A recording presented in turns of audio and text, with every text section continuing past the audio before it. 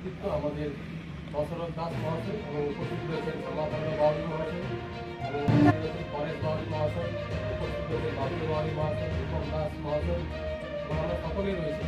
আমরা একে একে বাবা সাহেবের প্রতিকৃতিতে আমরা পুষ্প মাল্য অর্পণ করছি। প্রথমে আমি আমাদের মধ্যে উপস্থিত আছেন আমাদের দশরথ দাসকে এবং বাবা সাহেবের প্রতিকৃতিতে পুষ্প মাল্য অর্পণ করছি। जय भीम जय भारत, जय भीम जय भारत। बाबा साहेब अमर रहे, अमर रहे, अमर रहे, बाबा साहेब अमर रहे, अमर रहे, अमर रहे। जय भीम जय भारत। 1891 খ্রিস্টাব্দে 14 এপ্রিল তিনি জন্মগ্রহণ করেছিলেন।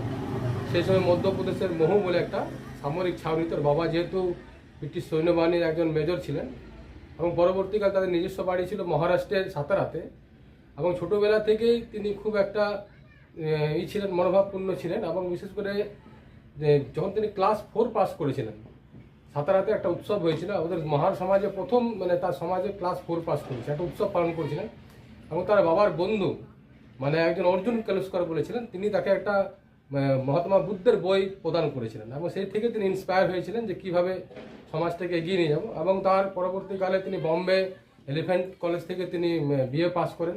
পরবর্তীকালে তিনি মানে আমেরিকার যে কলম্বিয়া বিশ্ববিদ্যালয় থেকে এমএ করেন, পিএইচডিও তিনি করেন এবং পিএইচডির যে মেন থিসিস ছিল যে কাস্ট ইন ইন্ডিয়া এবং বিশেষ করে জাতির উৎপত্তি এবং জাতির যে কীভাবে উৎপত্তি এসেছিল সেটা তিনি পড়াশোনা পিএইচডি তার থিসিস ছিলেন। পরবর্তীকালে তিনি ইংল্যান্ডে পড়াশোনা করেছিলেন, সেখানে ইকোনমিক্সে তিনি পিএইচডি করেছিলেন এবং 3টে পিএইচডি পেয়েছিলেন এবং লাস্টের দিকে তিনি ওসেনিয়া যে বিশ্ববিদ্যালয় আছে হায়দ্রাবাদে, সেখান থেকে তাকে পিএইচডি প্রদান করায়।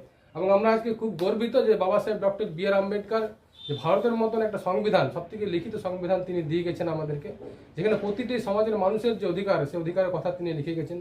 তিনি চেয়েছিলেন যে প্রথমে যিনি সংবিধান সভাতে তিনি প্রবেশ করেছিলেন, চেয়েছিলেন যে নিজের কথাই তিনি লিখবেন। পরবর্তীতে আমরা কি দেখেছি যে प्रभातखबर.com, विश्वास वही, रफ्तार नहीं।